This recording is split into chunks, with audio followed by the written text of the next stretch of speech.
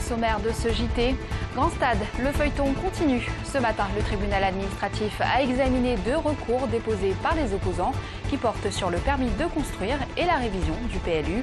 La bibliothèque municipale à l'heure du numérique, la ville de Lyon vient de lancer Numelio. 270 000 documents sont déjà accessibles sur Internet.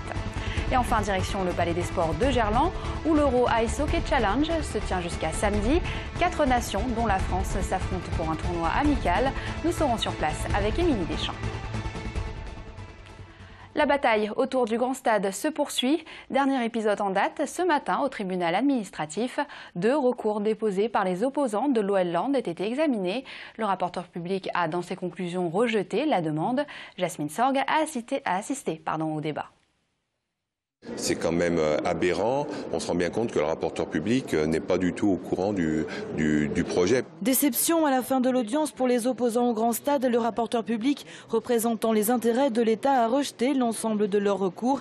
Il concernait 2 points, la révision du PLU votée en décembre 2011 par le Grand Lyon et l'octroi du permis de construire par la mairie de Dessines à la foncière du Montou en février 2012. Leur avocat pourtant s'estime confiant. Rappelez-vous, pour la 2e annulation du PLU sur le stade, le tribunal administratif avait refusé, le rapporteur public du TA avait refusé, le rapporteur public de la cour administrative d'appel avait refusé, et c'est la cour d'appel qui a dit qu'il fallait effectivement annuler. Donc on sait que sur des dossiers aussi sensibles, rien n'est fait. Son espoir porte notamment sur 2 points, une non-conformité aux normes sismiques lors du dépôt final de la demande de permis et sur le passage en zone constructible du terrain du Montou alors que les éléments d'accès au site n'étaient pas réalisés. Mais pour la défense, l'issue ne fait pas de doute. Les arguments juridiques ne sont pas suffisamment sérieux pour justifier l'annulation du PLU et du permis de construire. Nous sommes assez confiants sur l'issue de ce litige. Le tribunal administratif devrait suivre les conclusions de son rapporteur public. Le tribunal rendra sa décision entre le 20 et 25 décembre. Les opposants au Grand Stade, eux, continuent leur lutte sur tous les fronts. L'examen d'un nouveau recours est prévu jeudi prochain concernant cette fois-ci la vente des terrains. Les salariés d'SFR voient rouge. Ils étaient une centaine à manifester cet après-midi, place des terreaux. 1123 postes pourraient être supprimés au niveau national, 136 sur les 2 sites de Bron et de Saint-Priest. Pour les syndicats, cette restructuration n'est pas justifiée, car selon eux, l'opérateur fait partie des entreprises les plus profitables de France. De son côté, la direction parle d'un plan de départ volontaire, une annonce qui intervient quelques jours seulement après le lancement de la 4G. Le besoin de déploiement de ces réseaux qui feront l'avenir de l'entreprise s'assortit aujourd'hui de suppression d'environ 15% des effectifs. Donc c'est une incohérence. Et sur le bassin d'emploi lyonnais, ce sont quasiment 150 postes qui sont supprimés sur un total de 600. Il faut bien comprendre que c'est bien basé sur la base du volontariat. C'est en effet 856 postes qui sont concernés au niveau national par ce plan de départ volontaire et 95 une fois qu'on aura créé de nouveaux postes, réagi à la mobilité, etc., qui seront concernés par les 2 sites de Lyon et de Saint-Priest. Nouveau rebondissement dans le dossier de la future clinique de l'Est lyonnais. Hier soir, le conseil d'administration de la Mutualité du Rhône a rejeté le projet d'implantation à Villeurbanne. Le site des anciennes usines ABB avait été pourtant envisagé. Le futur pôle médical qui doit regrouper aussi la clinique du Tonkin semble compromis. Dessines est par ailleurs aussi candidate à l'accueil de cette méga clinique. De nouvelles négociations devraient avoir lieu dans les jours qui viennent. Numelio, c'est le nom de la toute nouvelle bibliothèque numérique de la ville de Lyon. Une première, près de 270 000 documents sont déjà accessibles via Internet, ce qui en fait la 2e bibliothèque de France par ses collections. C'est le gros plan de la rédaction, il est signé Jean-Marc Roffa. À peine lancée depuis mercredi, la bibliothèque numérique numelio.fr a déjà 150 inscriptions gratuites. Le site dispose d'une banque de données de 270 000 documents numérisés, de livres anciens, d'enluminures, de photos ou même de journaux. Depuis les imprimés de l'époque de Gutenberg, au milieu du XVe siècle, jusqu'aux journaux lyonnais du XIXe, et on va jusqu'aux journaux même de 1920.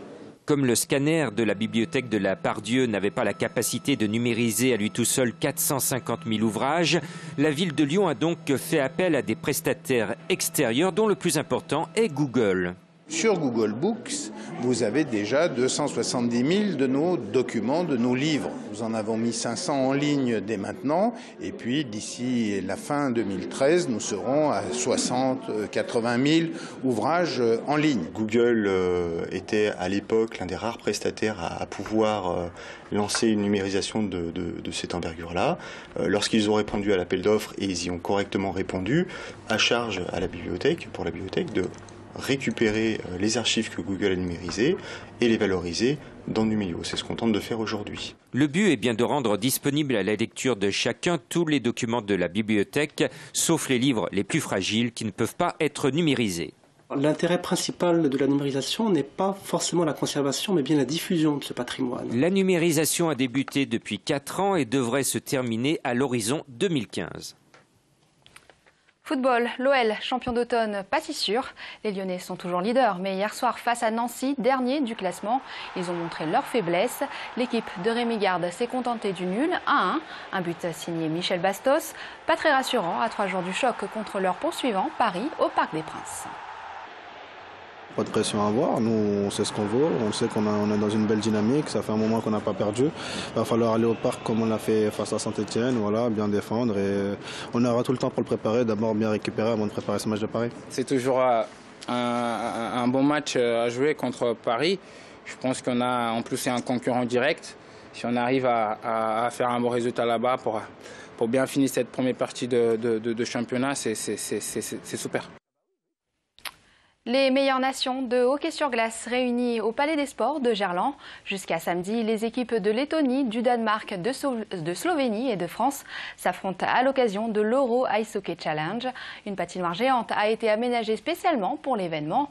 On retrouve sur place Émilie Deschamps en compagnie de l'organisateur. 6 matchs. Nous avons un petit problème technique. On va revenir. Désolée pour ces problèmes techniques. Émilie Deschamps était en direct du Palais des Sports de Gerland pour nous parler de l'Euro Ice Hockey. Lyon et l'art moderne, Alors on reprend Émilie Deschamps, direct du Palais des Sports de Gerland. Et donc l'occasion pour les Bleus de se tester une dernière fois avant le départ en Lettonie et donc d'affronter cette équipe lettonne qui sera une des principaux adversaires de ce prochain tournoi. Alors est-ce que la Slovénie, c'est l'adversaire le plus redoutable, la Slovénie, que les Bleus affrontent ce soir, parce qu'il y a le renfort d'une grande star de la NHL, d'une des plus grandes stars de la NHL, c'est Anze Kopitar. Est-ce que la Slovénie est le plus redoutable adversaire ? Ben oui, puisque sur la dernière étape de l'Euro Ice Hockey Challenge en Slovénie justement au mois de novembre dernier, l'équipe de France avait été battue. Donc il y aura déjà une petite volonté de revanche sur les terres françaises. Et puis la chance d'avoir effectivement Anze Kopitar qui a soulevé le Graal du hockey sur glace mondial avec la Stanley Cup l'année passée. Donc on est tous très impatients de le voir à l'œuvre et de voir ce match qui promet énormément. On imagine aussi que ça a été un énorme défi de faire de ce Palais des Sports une patinoire. Effectivement, ça a été plus d'une semaine de travail, 24 heures sur 24. Stitch tient à remercier l'ensemble des bénévoles et qui se sont investis sur ce projet. Plus de 1800 mètres carrés de glace. On a installé une patinoire qui fait 60 mètres de long sur 30 mètres de large. Dans un écrin qui a été, je dirais, tout spécialement prévu puisque à la base, pour la petite histoire, le Palais des Sports devait accueillir une patinoire et que malheureusement l'échec de la candidature olympique de Lyon aux Jeux Olympiques de 64 a fait que c'est devenu une salle multifonction. Donc finalement, c'est un retour aux sources et 50 ans après, on a le premier match de hockey sur glace au Palais des Sports et on est très heureux. Jouer devant 4000 personnes, ça vous donne des idées pour le LHC ou pas ? Le LHC a justement inauguré tout ça mardi dernier avec il n'y avait pas 4000 personnes mais il y en avait 3300 et cette occasion le LHC a quand même pris la première place du championnat donc c'était le début d'une belle semaine. Sébastien Berthet, merci beaucoup. Alors la France affronte ce soir la Slovénie, la Lettonie demain et puis finira avec le Danemark samedi soir. Merci beaucoup Émilie, en direct du Palais des Sports de Gerland. Et c'est la fin de cette édition. Merci de nous avoir suivis. Belle soirée sur TLM.